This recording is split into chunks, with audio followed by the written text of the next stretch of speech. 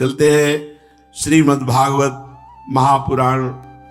प्रसंग चल रहा है मिथिलाधिपति विदेहराज जनक जी महाराज नौ योगीश्वरों से प्रश्न करते हैं। यानि यानि हि कर्माणि यैर्यैः स्वच्छन्द जन्मभिः चक्रे करोति कर्ता वा हरिस्तानि ब्रुवन्तु नः।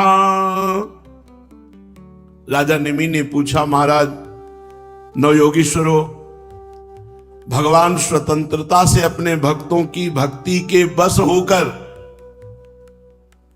अपने भक्तों की भक्ति के बस होकर अनेकों प्रकार के अवतार ग्रहण करते हैं, अनेकों लीलाएं करते हैं। आप लोग कृपा करके भगवान की उन लीलाओं का वर्णन कीजिए जो वे अब तक कर चुके हैं, कर रहे हैं या आगे करेंगे।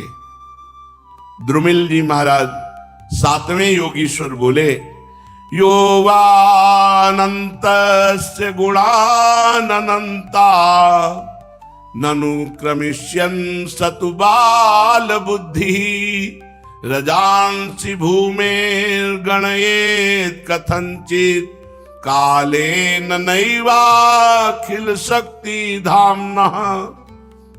महाराज विदेहराज, भगवान अनंत हैं और भगवान के गुण भी अनंत हैं। जो ये सोचता है कि मैं भगवान के गुणों का पार पा जाऊंगा, या वो मूर्ख है या बाल बुद्धि, वो अभी बालक बुद्धि है। यह तो संभव है कि कोई किसी प्रकार से पृथ्वी के धूल कणों को गिन ले, असंभव है पर ऐसा हो सकता है, कोई कर ले। भला धूल कणों को कैसे कोई गिन सकता है?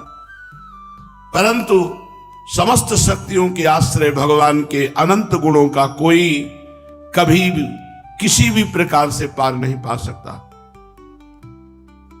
भगवान ने अपने आप को पृथ्वी के रूप में, देखो पृथ्वी भी भगवान बने, जल भी भगवान बने, अग्नि भी भगवान बने, वायु भी भगवान बने, आकाश भी भगवान है। सबसे पहले भगवान ने अपने को इन पांच भूतों के रूप में रचा और अपने आप में सृष्टि की है, किसी दूसरे की नहीं। ये आप स्वयं ही बने हुए हैं, पृथ्वी जल अग्नि वायु आकाश।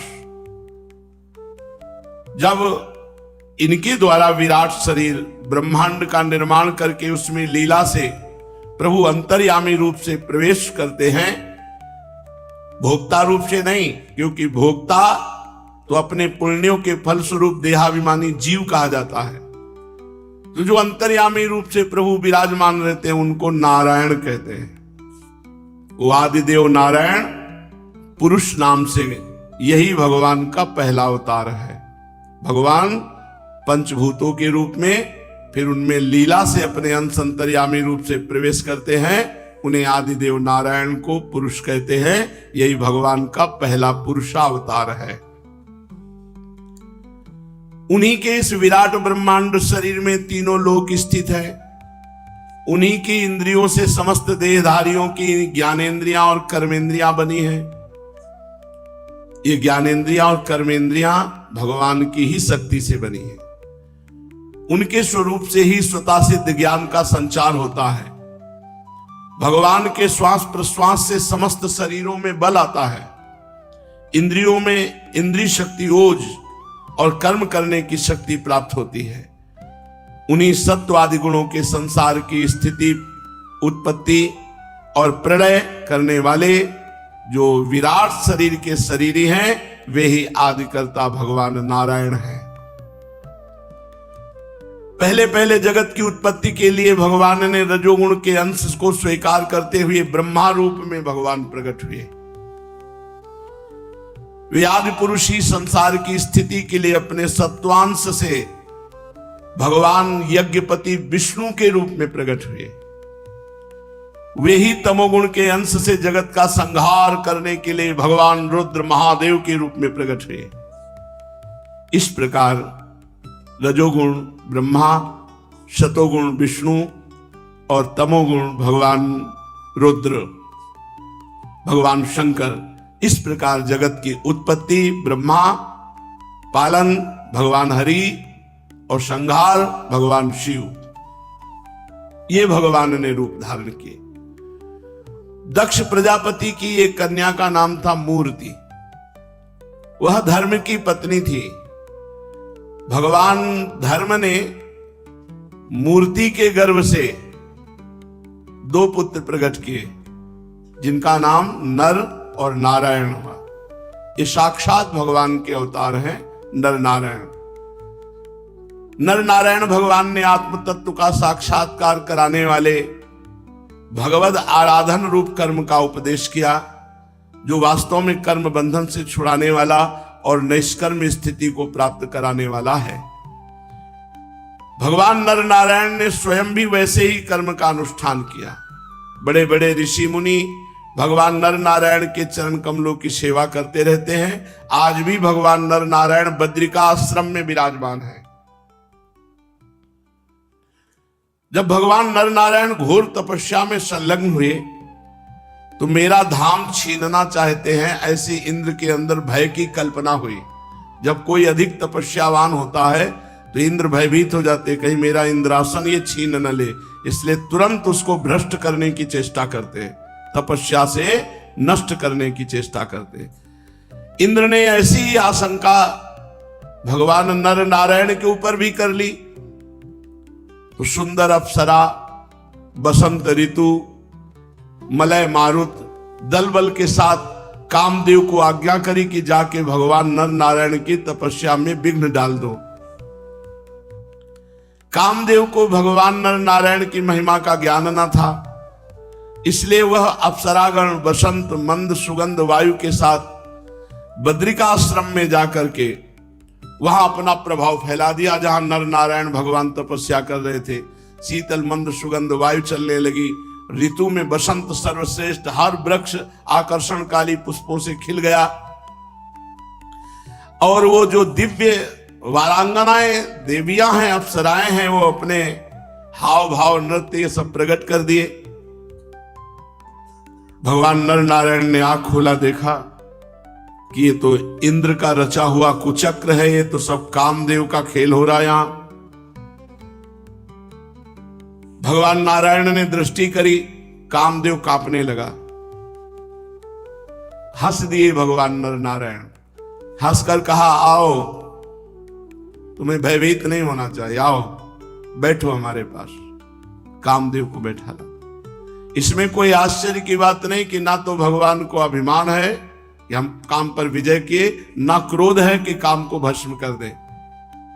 कामदेव, मलय मारुत, अप्सराओ, डरो मत, हमारे आश्रम आए हो, हमारा आतिथ्य स्वीकार करो, तुम हमारे अतिथि हो, यही ठहरो, बैठो। कामदेव सब बैठ गए। भगवान नर नारायण ने अभय दान करते हुए कामदेव की तरफ देखा तो लज्जा से सर झुकाए हैं, मानो कि काम का प्रभाव भगवान नर नारायण के ऊपर बिल्कुल नहीं पड़ा, काम परास्त हो गया। दयालु भगवान नर नारायण ने कहा, तुमको मैं अभय दान देता हूं, सर ऊंचा करके बात करो, तुम्हें डरने की बात नहीं। कामदेव ने हाथ जोड़कर साष्टांग दंडवत करी और कहा, प्रभु वैसे मुझे कोई आश्चर्य नहीं, क्योंकि आप भगवान हो, साक्षात नर नारायण, आप माया से परे निर्विकार हैं। क्योंकि बड़े बड़े आत्मा राम परमहंस महापुरुष आपके चरण कमलों की आराधना करते हैं, मैं आपके चरणों में बार बार प्रणाम करता हूं, आप मुझे क्षमा कीजिए। कामदेव ने कहा, आपके भक्त आपकी भक्ति के प्रभाव से देवताओं की राजधानी अमरावती का उल्लंघन करके आपके परम पद को प्राप्त होते हैं। इसीलिए जब वो आपके भक्त जन भजन करते हैं तो देवराज इंद्र और बड़े बड़े देवता डर जाते हैं और डर करके उनके भजन में विघ्न डालने के लिए कंचन कामिनी इनके जाल फेंक देते हैं। किंतु जो लोग थोड़ा आपसे विमुख हैं, कर्मकांड में लगे हैं, यज्ञादि के द्वारा देवताओं की बलि रूप अर्पण करते हैं, उन लोगों के मार्ग में नहीं। जो केवल आपका भजन करते हैं उनके मार्ग में वो विघ्न डालने की कोशिश करते हैं। प्रभु आपके भक्त जन भजन के प्रभाव से विघ्नकर्ताओं के सर पर पैर रखकर निकल जाते हैं, विघ्न से परास्त नहीं होते हैं। आपके कर कमलों की छत्र छाया में रहते हुए वे विघ्नों के सिर पर पैर रखकर आगे बढ़ जाते हैं, वो कभी अपने लक्ष्य से गिरते नहीं हैं। प्रभु, मैंने देखा है बहुत से लोग गर्मी बर्दाश्त कर लेते हैं, सर्दी बर्दाश्त कर लेते हैं, भूख प्यास बर्दाश्त कर लेते हैं, आंधी पानी ओले सब बर्दाश्त कर लेते हैं, रसेंद्री के भोगों को रोक लेते हैं, जनेंद्री के वेगों को सह लेते हैं जो अपार समुद्र के समान है, परंतु गुस्सा को काबू में नहीं कर पाते, क्रोध को काबू में नहीं कर पाते। और प्रभु, आपने हम पर क्रोध भी नहीं किया, इसलिए आपकी तपस्या सुरक्षित है, नहीं तो क्रोध करने वाले की तपस्या खो जाती है। जब कामदेव, बसंत और देवियों ने इस प्रकार स्तुति की तो सर्व समर्थ भगवान ने कहा, हम आपको एक भेंट देते हैं, और अपनी जांग पर ऐसे स्त्री की आकृति बनाई, से ही उर्वशी अप्सरा का प्रादुर्भाव हुआ। उर्वशी अप्सरा का प्रादुर्भाव भगवान की जांग से हुआ। अद्भुत रूप लावण्य ऐसा कि स्वयं कामदेव मोहित हो गए। जब देवराज इंद्र के द्वारा भेजे हुए काम मलय मारुत बसंत ने देखा इतनी रूपवती, तो जितनी अप्सराएं थी, कामदेव थे, सब मोहित हो गए देवी उर्वशी को देखकर। भगवान की अभी अभी जंघा से प्रादुर्भाव हुआ देवी उर्वशी का। इतनी सुगंध थी कि सबके चेहरे फीके पड़ गए, सब श्रीहीन हो गए। वो तेजस्वी सुगंध वाली अप्सरा उर्वशी। अब कामदेव का सिर झुक गया। देव देवेश भगवान नारायण हंसते हुए उनसे बोले, तुम लोग इनको ले जाओ, ये तुम्हारे स्वर्ग की शोभा बढ़ाने वाले होंगे, और देवराज इंद्र को बता दो कि तुम्हारे यहां के अप्सराओं से गिरने वाले नहीं। ये देव हमारी अप्सरा ले जाओ और देवलोक की शोभा बढ़ाएगी। देवराज इंद्र के अनुचरों ने जो आज्ञा कहकर भगवान के आदेश को स्वीकार किया और नमस्कार किया। फिर उनके द्वारा बनाई हुई स्त्रियों में से श्रेष्ठ अप्सरा उर्वशी को आगे करके स्वर्ग लोक गए। वहां पहुंचकर उन्होंने इंद्र को नमस्कार किया। भरी सभा में देवताओं के सामने भगवान नर नारायण के बल और प्रभाव का वर्णन किया। देवराज अत्यंत भयभीत हो गए, चकित हो गए कि भगवान का अपराध बन गया। भगवान श्री हरि ने अपने स्वरूप में एक रस स्थित रहते हुए भी संपूर्ण जगत के कल्याण के लिए बहुत से कला अवतार धारण किए। हे विदेहराज जनक, भगवान ने सनकादिकों को उपदेश करने के लिए हंस अवतार धारण किया। भगवान ने अवधूत स्थिति का दर्शन कराने के लिए दत्तात्रेय जी का अवतार धारण किया। भगवान ने सनक, सनंदन, सनातन, सनत कुमार का अवतार धारण किया। भगवान ने ब्रह्म ऋषियों की, परमहंसों की परिचर्या कैसे होती है, कैसी उनकी दिनचर्या होती है, इसके लिए ऋषभ भगवान के रूप में अवतार धारण किया और आत्म साक्षात्कार के साधनों का उपदेश किया। भगवान ने हयग्रीव अवतार धारण करके मधुकैटभ नामक असुरों का संहार करके उन लोगों के द्वारा चुराए हुए वेदों का उद्धार किया।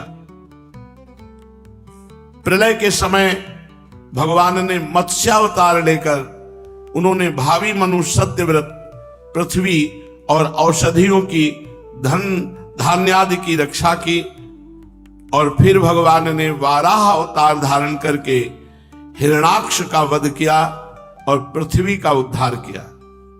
कूर्मा अवतार धारण करके भगवान ने अमृत मंथन के कार्य संपन्न करने के लिए अपनी पीठ पर मंदराचल को धारण किया।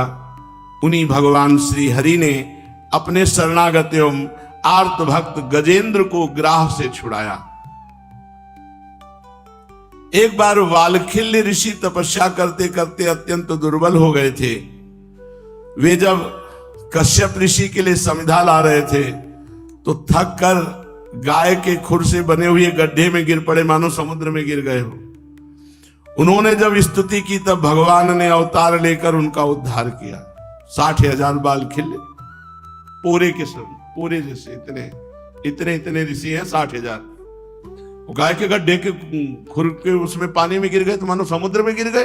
भगवान को अवतार लेना पड़ा उनको उद्धार करने के लिए।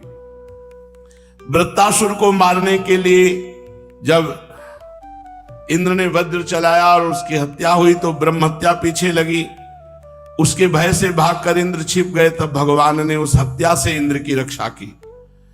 जब असुरों ने अनाथ देवांगनाओं को बंदी बना लिया, तब भी भगवान ने ही उन्हें असुरों के चुंगल से छुड़ाया।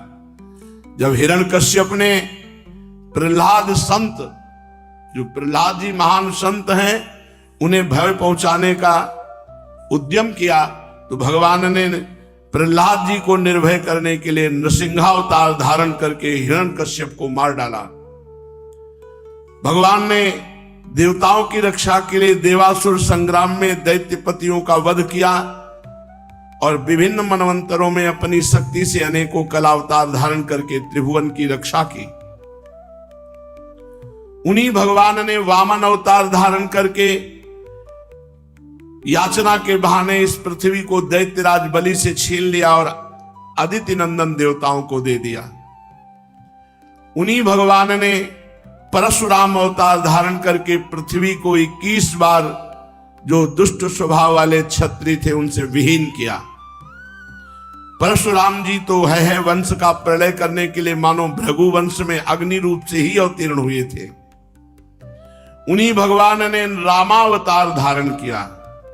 रामावतार में समुद्र पर पुल बांधा, रावण और उसकी राजधानी लंका को मिटिया मेट कर दिया। उनकी कीर्ति समस्त लोगों के मल को नष्ट करने वाली है। सीतापति भगवान राम सदा सदा सर्वत्र विजयी ही विजयी है। राजन, उन्हीं भगवान ने पृथ्वी का भार उतारने के लिए यदुवंश में श्री कृष्ण बलराम के रूप में प्रकट हुए। ऐसे ऐसे कर्म जो बड़े बड़े देवता भी नहीं कर सकते। फिर आगे चलकर भगवान ही बुद्ध के रूप में प्रकट होंगे और यज्ञ के अनाधिकारियों को यज्ञ करते देखकर अनेक प्रकार के तर्क वितर्कों से मोहित कर लेंगे। बुद्धावतार के बाद कलयुग के अंत में भगवान का कल्कि अवतार होगा, जो नीच राजाओं का वध करेंगे। महाबाहु विदेहराज, भगवान की कीर्ति अनंत है। महात्माओं ने जगतपति भगवान के ऐसे ऐसे अनेकों जन्म और कर्मों का प्रचुरता से गान किया है। अब राजा निमि ने पूछा, भगवंतम हरिम प्रायो न भजन्त्यात्मवित्तमाः तेषाम शांत कामानां का निष्ठा विजितात्मनां। हे योगीश्वरों, आप लोग तो श्रेष्ठ आत्मज्ञानी और भगवान के परम भक्त हैं।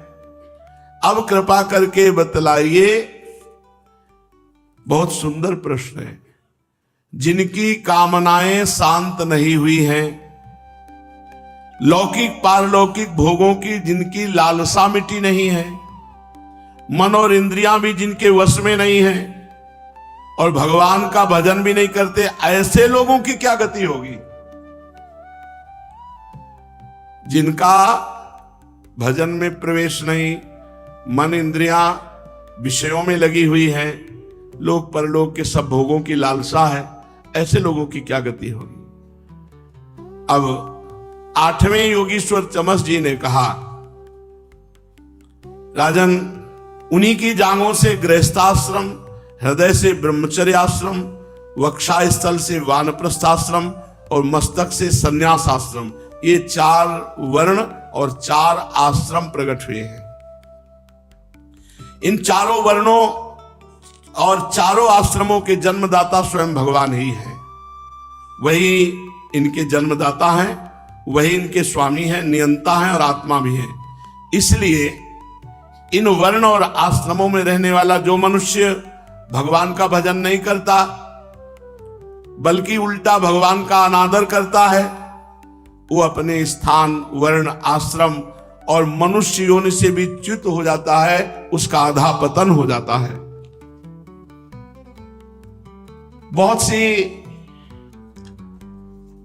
स्त्रियां और भी मनुष्य ये भगवान की कथा और नाम कीर्तन से दूर हो गए हैं।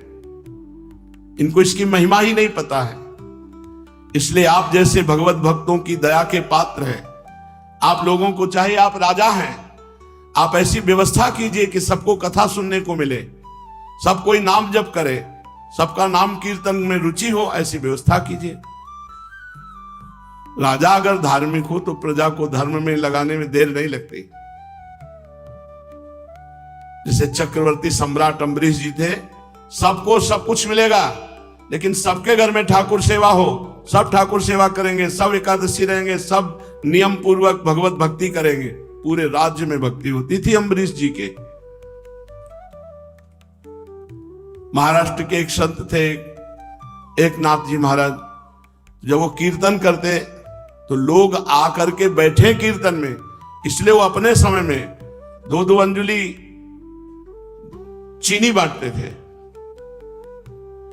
कि कम से कम चीनी के प्रलोभन से बैठेंगे आके तो थोड़ी देर नाम कीर्तन कान में पड़ेगा, इनका मंगल हो जाएगा। महाराज 9 योगीश्वरों में से 8वें योगीश्वर जी कह रहे हैं कि आप राजा हैं, आप ऐसी व्यवस्था कर सकते हैं कि आपकी प्रजा खूब कथा सुने, खूब नाम कीर्तन करे, नाम जप करे, आप उनका सहयोग करें। आप लोग उन्हें कथा कीर्तन की सुविधा देकर उनका उद्धार कराएं। जो 4 वर्ण हैं ये भगवान के रचे हुए हैं और ये भगवान के चरणों के निकट हैं। जो लोग इस बात को न समझकर भजन नहीं करते, मनमानी आचरण करते, अपने वर्णाश्रम के प्रतिकूल, उनकी बड़ी दुर्गति होती है। जो भगवान ने संविधान बनाया है उसके अनुसार चलना चाहिए। इन मोह कर्म का रहस्य मालूम नहीं, मूर्ख होने पर भी वे अपने को पंडित मानते हैं और अभिमान में अकड़े रहते हैं। वे मीठी मीठी बातों में भूल जाते हैं, केवल वस्तु शून्य शब्द माधुरी के मोह में पड़कर चटकीली भड़कीली बातें कहकर। भगवान चातुर्वर्णम मया सृष्टा गुण कर्म विभागशात। यदि हम अपने धर्म का पालन करेंगे तो हमारा धर्म ही हमको श्रेष्ठ बना देगा। स्वधर्मो निधनो श्रेया पर धर्मो भयावहा। अपना छोटा धर्म हमें बड़ा बना देगा, लेकिन दूसरे का बड़ा धर्म हमें गिरा देगा। हमें अपने धर्म से चलना चाहिए। धर्म कोई परिवर्तन करने वाली चीज है क्या?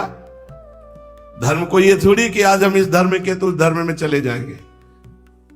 नरक जाने का रास्ता पुष्ट कर। अपने धर्म में स्वधर्मो निधनो श्रेया पर धर्मो भयावहा, भगवान के वचन है। तो लोग मीठी मीठी बातों में भूल जाते हैं, मानते हैं भगवान को ही अंग्रेजी में गॉड कहते हैं, हिंदी में भगवान कहते हैं। भजन करो, भजन के लिए मार्ग है, चाहे जितने जो भी मार्ग। पाखंड की वृद्धि हो रही, खुली बात है, कोई बोलने वाला नहीं ना। पाखंड की वृद्धि, क्योंकि अपने से मतलब नहीं तो हमारे ऊपर चढ़ाई हो जाएगी, चढ़ाई हो जाएगी। डर करके धर्म का पालन नहीं होता। कोई भी धर्म सुलझ करके किसी भी धर्म में देखो, हमारे श्री भगवान जय को प्राप्त है। और भगवान से विमुख फिर तो और सब नाटक होता है, माया का नाटक होता है, सब नाटकबाजी, केवल वासनाओं की पूर्ति के लिए। तो यहां देखो कह रहे हैं, ये मूर्ख होने पर भी अपने को पंडित मानते हैं और अभिमान में अकड़े रहते हैं और मीठी मीठी बातों के भुलावे में साधारण लोगों को भुला देते हैं। चंद भोगों के लिए धर्म परिवर्तन, अपने सनातन पद्धति को कोई हमें भोग दे रहा, उसके लिए अपने धर्म को दे दे। अरे धर्म के लिए प्राणों को दिया गया है, तुम भोगों के लिए धर्म को दे रहे हो। बिल्कुल बुद्धि मारी गई है।